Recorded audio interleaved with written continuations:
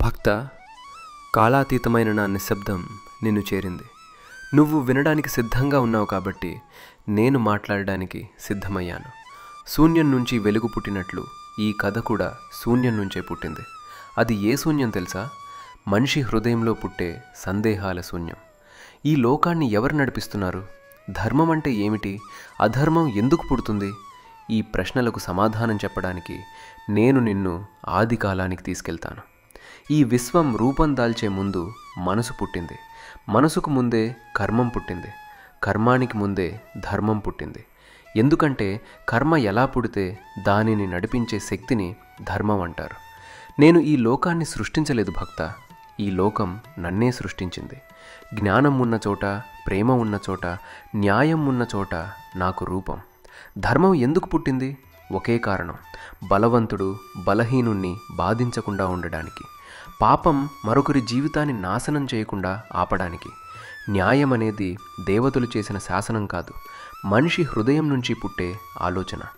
ధర్మం అనేది పెద్ద గ్రంథం కాదు, వేదం కాదు, ఏ ఋషి ఇచ్చిన ఆజ్ఞ కూడా కాదు.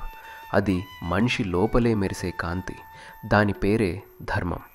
ధర్మమున్నా ఎందుకు యుద్ధాలు జరుగుతాయి శివ అని నువ్వు అడగొచ్చు కదా.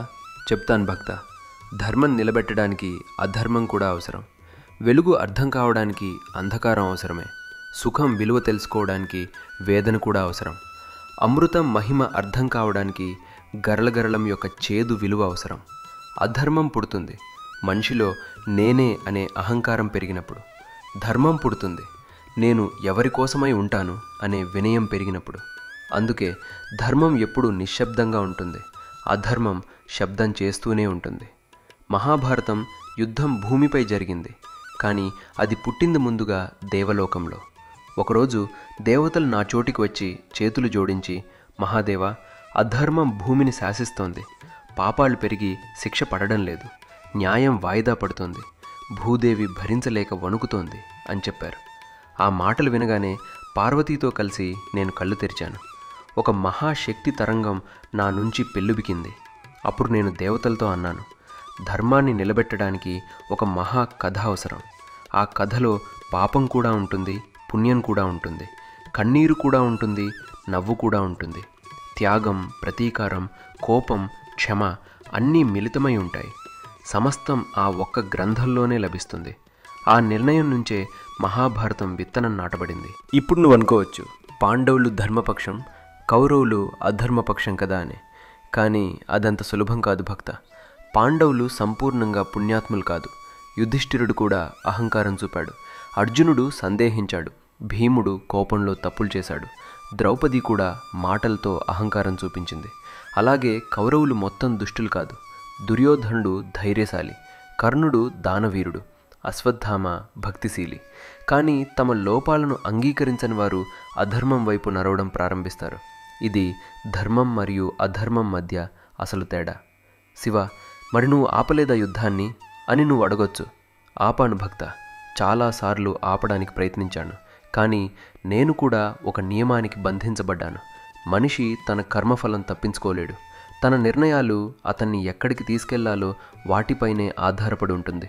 కర్మ నేర్పుతుంది, ధర్మం దారి చూపిస్తుంది, అధర్మం పరీక్షిస్తుంది. కేవలం దారి చూపగలను, దారిలో నడవడం మనిషి పని. భక్త, నువ్విప్పుడు నన్ను వింటున్నావు కదా, వినడమే ధర్మం. ఎందుకంటే ధర్మం బయట కాదు, నీ హృదయంలోనే మొదలవుతుంది. నువ్వు నిజం మాట్లాడినప్పుడు, ప్రేమ చూపినప్పుడు, క్షమించినప్పుడు, నీ బాధల్ని దాటుకుని నిలబడినప్పుడు, ఆ క్షణమే ధర్మం నీలో పుడుతుంది. ధర్మం అనేది గెలుపు కాదు, ధర్మం అనేది స్వచ్ఛమైన హృదయం. ఇప్పుడు చివరిగా నీకు ఒక కీలక రహస్యం చెప్తాను. మహాభారతం యుద్ధం నిజంగా ప్రారంభమైన క్షణం పుట్టింది మనుషుల మధ్య కాదు. అది పుట్టింది భీష్ముడి కారణంగా ఒక స్త్రీ కన్నీరు చేసిన ఘోష నుంచి. అదే సత్యవతి కోసం ఆయన తన భవిష్యత్తును అర్పించిన రోజు. ఆ ప్రమాణమే ఈ మహాకథకు మొదటి మెట్టు. ఆ రోజే కాలచక్రం తిరగడం మొదలైంది. అది భక్త, మన ఈ మాటలు ఇంతటితో ఆగవు. పూర్తి భారతం నా శైలిలో నీకు చెప్పబోతున్నాను. అక్కడ నుంచే మహాభారతం యొక్క అసలు ప్రయాణం మొదలవుతుంది. అక్కడ నుంచే ధర్మ అధర్మం పోరాటం మొదలవుతుంది. అక్కడ నుంచే నేను నీకు మరింత లోతైన రహస్యాలు చెప్తాను. ఇప్పుడు నీకు నా ఆశీర్వచనం లభిస్తుంది. నీ జీవితంలో కూడా ఒక మహాభారతం నడుస్తూనే ఉంటుంది. అధర్మం బయట కాదు, నీలోపలి కోపం, అహంకారం, భయం లాంటివి రూపం దాల్చి వస్తుంది. వాటిని జయించే క్షణమే నువ్వు ధర్మపక్షంలో ఉంటావు. నీ హృదయం శుభ్రంగా ఉంటే, నీ ఆలోచనలు నిజాయితీగా ఉంటే, నీ చర్యలు ప్రేమతో ఉంటే, నేను నిత్యం నీ వెంట ఉంటాను భక్త.